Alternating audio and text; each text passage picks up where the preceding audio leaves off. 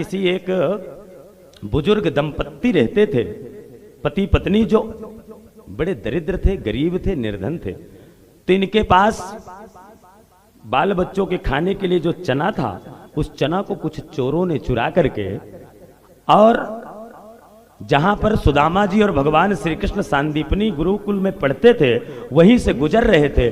संयोग से वो चना वहीं गिर गए, तो वो चना गुरु माता के हाथ में लग गए।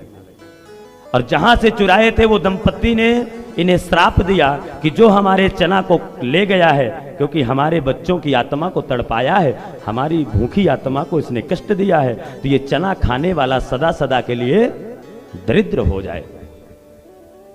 तो दरिद्रता का श्राप मिला उस चने के लिए। और माता जी को पता नहीं था, गुरु माता ने वो चना को पाया और चना को सोची कि कृष्ण और सुदामा जा रहे जंगल में लकड़ी काटने के लिए, पता नहीं कब आएंगे कब लौटेंगे, तो कहीं भूख लगेगी रास्ते में। तो भगवान आगे निकल गए, सुदामा को पीछे से चना दे दी मैया कि भूख लगे तो दोनों मिलकर खा लेना।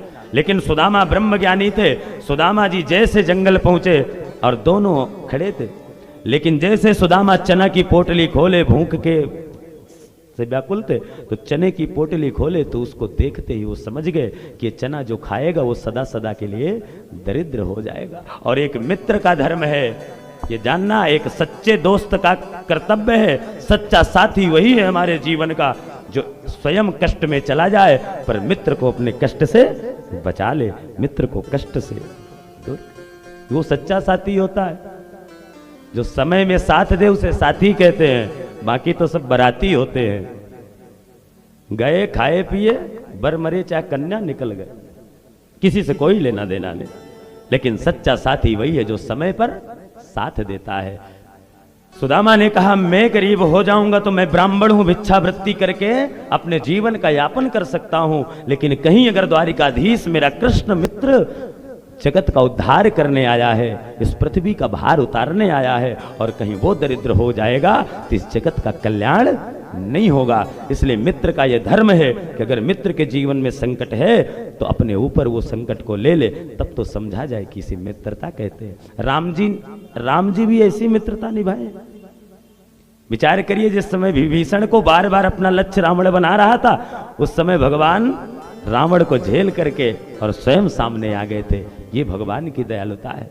इसलिए भगवान से सच्चा मित्र इस दुनिया में, इस जीव का कोई दूसरा नहीं है। भगवत भक्त तो ये जान लीजिए, पैसा पास होता है, पैसा पास होता है तो सभी यार मित्र रिश्तेदार बन जाते हैं, और सारी मित्रता यारी रिश्तेदारी खत्म हो जाती है गरीबी में। जो रिश्तेदारी यारी मित्रता सबसे खास होती है। इसलिए ये सब कब तक के साथी हैं? जब तक माल है हमारे जीवन में। और अगर आपको विश्वास ना हो रहा हो, 2 साल में भूल गए हो आप लोग, तो कोरोना काल की स्थिति को बस याद कर लेना कि कौन किसका मित्र बना था, कौन किसका नहीं बना।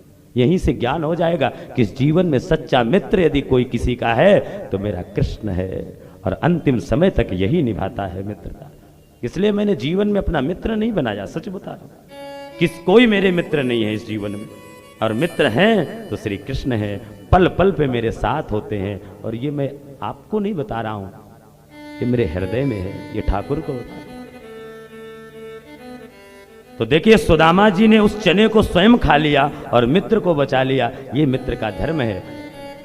चोरी करके खाए भगवान सुदामा जी, ऐसी कोई कथा नहीं।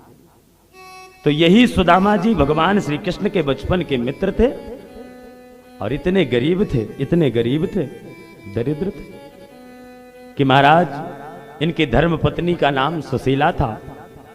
और सुखदेव जी कहते हैं, राजन ऐसी गरीबी तो परमात्मा किसी को ना दे।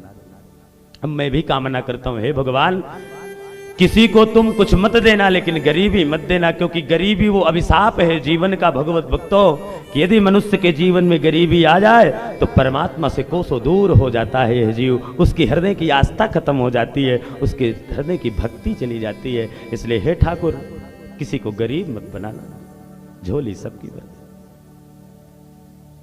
क्योंकि महाराज जिसने गरीबी को बड़े नजदीक से देखा है ना अपने जीवन में, गरीबी के दर्द को केवल वही जानता है, गरीबी को वही समझ सकता है, सब नहीं जानते। इसलिए सुदामा जी की आज कैसी गरीबी है कि भिक्षा मांगने के लिए गए हैं, लेकिन भिक्षा में भी आज शाम को लौट कर घर आ रहे हैं तो आज इन्हें कुछ भी भिक्षा में नहीं मिला। आकर रोने लगे सुशीला से, बच्चे भूखे मर जाएंगे, कैसे जीवन यापन होगा। सुशीला समझाने लगी, पतिदेव आप चिंता मत करें, अगर भगवान ने जन्म दिया है तो भूखा जगाता है पर भूखा सुलाएगा नहीं, कुछ व्यवस्था जरूर ठाकुर।